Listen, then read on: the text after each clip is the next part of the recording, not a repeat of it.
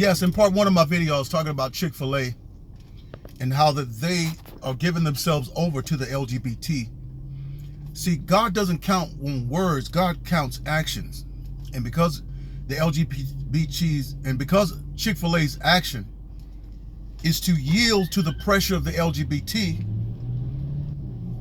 I don't see God seeing that as still being faithful to his cause. That's kind of like people, and see, that's how Christians are going to compromise in the last day. They're going to say, hey, God knows my heart. He knows my heart already. He knows I love him. But then he knows I got to make a check and I got to feed my family too. Okay? No, listen. One person started arguing with me, talking about persecution is not coming and that, we got a long time off from that. I said, wait a minute, you have a closed mind. You're not looking at things from a global perspective.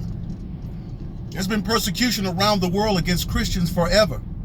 Christians now, the media don't tell you all this stuff, but Muslims are killing Christians daily. And this is one of the things that President Donald Trump is attacking. He's coming against the slaughter of Christians.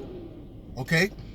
And in one of President Donald Trump's speeches, he was talking about how that they are asking them to denounce their faith, talked about the videos that they're doing and the killing that they're doing. So persecution is already in the world against Christians. And if these tyrannical people, the Democrats, if they had their way, it would come to America. And furthermore, the LGBT is the instrument whereby these people are trying to go around or circumvent the Constitution here in America. They're going to circumvent the First Amendment. They've already done that because they're using stuff like hate speech, and hate speech shuts down speech because they see that as some kind of, ultimate law, right? So then they deplatform you if you have a social media presence, if you have a platform on YouTube. So they call it hate speech, and they use that as a right to take away your right of freedom of speech. You see? That's how they do it. And they're going to circumvent the rest of that, the freedom of religion. They're going to see the LGBT and all the companies that side with them are going to circumvent your right to religion, just as they have with the right to freedom of speech, right? And all of you Christians, these Christians, man, they don't have good pastors and they don't have good teachers. And when they hear somebody like me, I'm the false prophet because I'm not preaching this phony love stuff, this love stuff that tells them just let anybody do what they want to do and let people live their life. Listen, when you unleash the monster, he's going to strike, okay? When you play with a poisonous snake, he's going to bite you. You mess around with a wild alligator, it's going to bite you. You mess around with a satanic beast, it's going to bite you. And when you talk about all this love with the LGBT and allowing them to have marriage rights and all this stuff and parades and jobs and have a right to sue somebody because you misgender them, you see? Well, then you're giving away your rights because they could sue you and bind you up in the courts because you've given them legal right to do it, right? And this is why they have a right now to go into the schools, more rights than Christians, because they can go into the schools and teach our kids how to suck on a banana and how to have all types of sex, oral, anal, you name it, just filthy, disgusting stuff that you're teaching the kids, and it's just unbelievable. I mean, school back in the day, we had sex education classes. It was boy girl stuff, avoid getting pregnant, avoid STD, stuff like that. And then we went to our science classes and we went to our history classes, mathematics, algebra, PE, all that stuff, right? They don't want that. They want everything to be LGBT history. They want all of that. But I was saying in my first video, and I noticed that I said in the garden that there was no restrictions on food. And I was writing a book. I was working on a book until someone broke into my home and stole my laptop. I had a book, and it was called, the title of it was The Assassin, and I can't say the rest of it because I'm going to finish the rest of that book. God had a restriction not on anything that he planted, not on the things that he planted in the garden. He gave Adam and Eve free range to eat all of that, because eating makes the heart glad, and eating represents fellowship. And this is why the children of Israel, when they slaughtered the ram that night leaving Egypt, they stayed in their tents, and it was representative of them enjoying fellowship between them and God over the lamb who died for them, whose blood was shed over their doorpost. It represents fellowship. Food represents fellowship. There were 7 feasts that Israel was supposed to have, and many of them had lots and lots and lots of food, enjoying before the Lord. Satan also knows that food is joyous. It brings fellowship and comfort to mankind, and he's going to use that to bind people up. And that's going to cause people to have to make a choice between their food and comfort and their faith.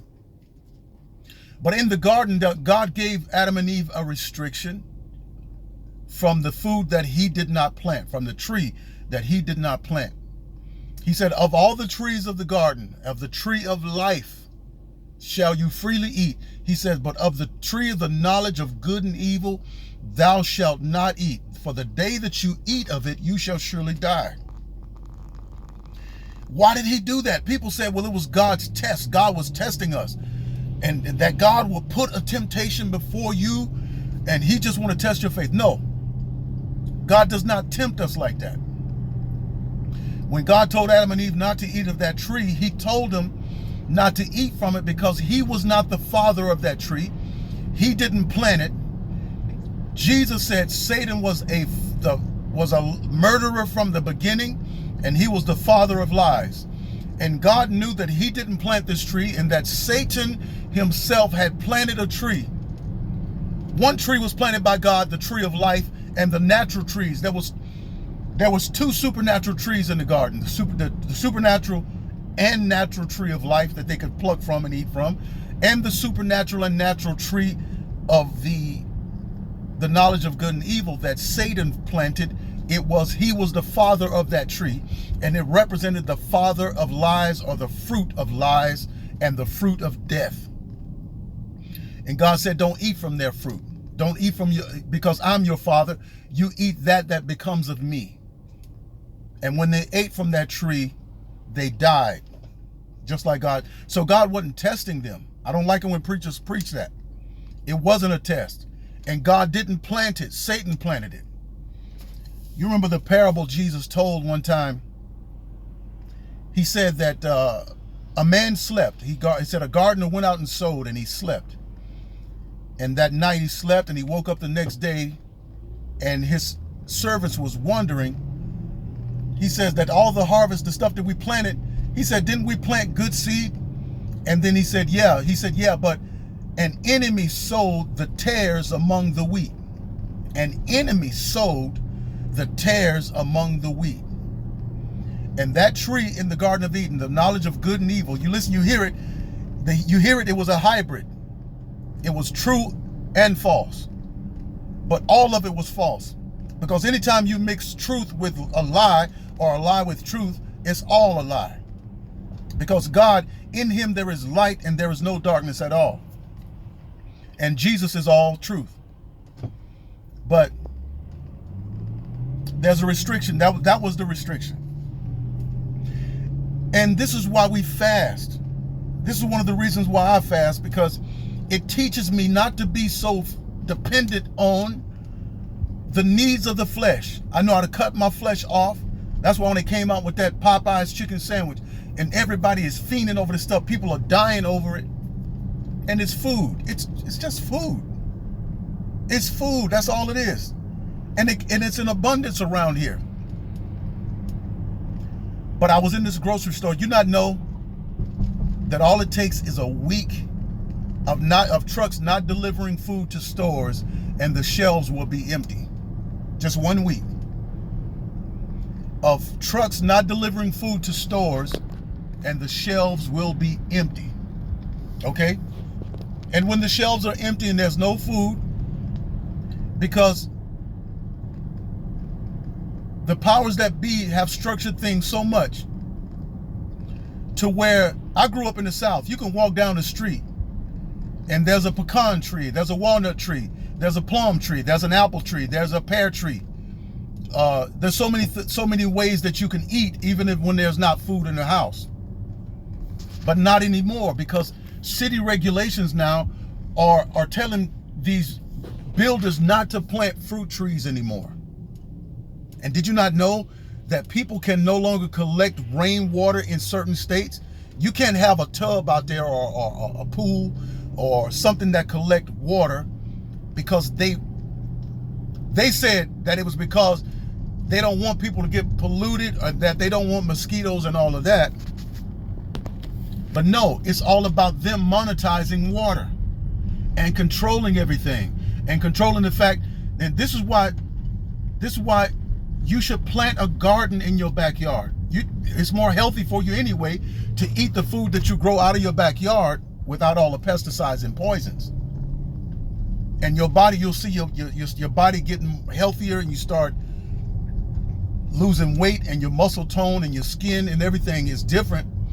I think most people lose their hair I'm talking about men and women in their early 20s and 30s, because of the toxins in the food, and because the food is not getting enough nutrients. In the Bible, God told Israel, he says, you've got to let the land rest. He said, grow for 7 years, and then allow the land to rest, to recoup its nutrients and its growing power for 7 years.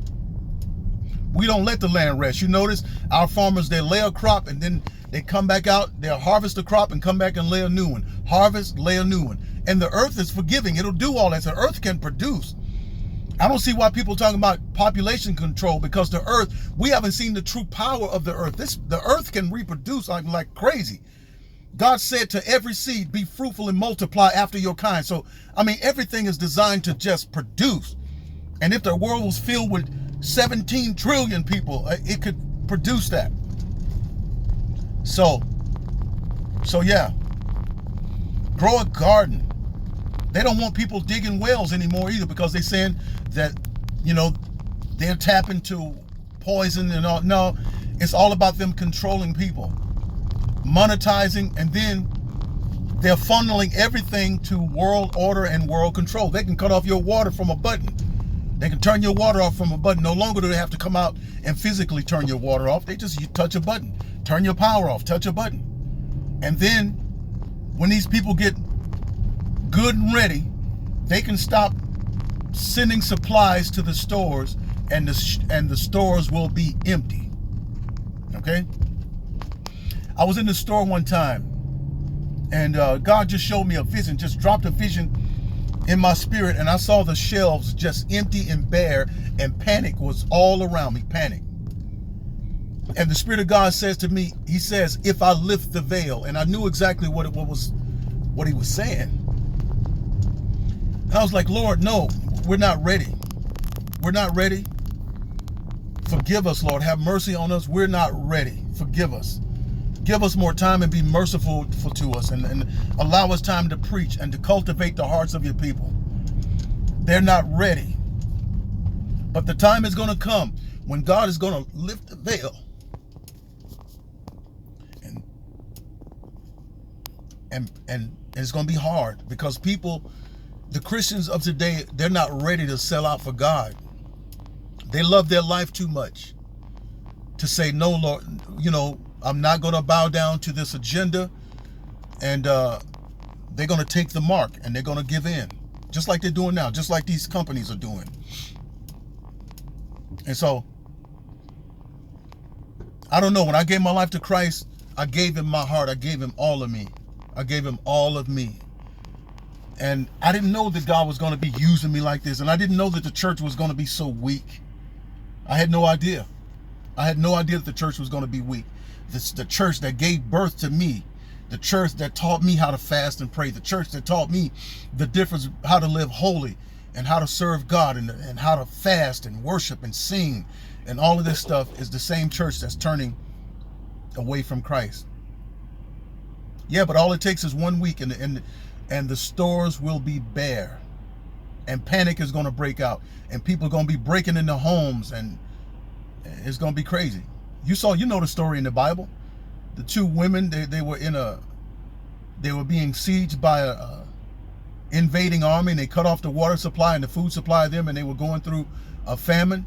And the ladies decided to cook their babies and feed their babies to the group one night. And they ate the one lady baby and the other one said that no, the next day she hid hers. But that's how hard times can get, you know? So I'm praying that this Thanksgiving, when you stand up there with your family and you give thanks to God for our country and for food, I hope that you really mean it. I hope that you really thank God for the increase and the fact that he's kept persecution away from this country. And this is why I celebrate our president, because the people that you all celebrate, those Democrat people, they were selling our country over to the UN and to China. And persecution was going to come into this country like never before. Okay? But I hope when you have your Thanksgiving meal that it's filled with true Thanksgiving and that we can thank God that he's kept persecution away from this country. But let your heart be ready for the time when food is cut off and when all of this prosperity that we have and the time of plenty is gone, you know, that you really give thanks to God. You know, Lord, like I was saying in the other video, you know, food is big. It's big. And that's how Joseph was used for God showed him a vision of the 7 years of plenteous and the 7 years of famine. And through that food and that vision of food and famine and plenteous, God raised him up to be a leader of the world. You know, so yeah. My last video got cut off and I just wanted to finish that. Let's just pray and believe God, and let's disciple people into this type of walk with God. Not just a superficial exterior Christian. No, that's the kind of stuff that's weak as water and it's not real.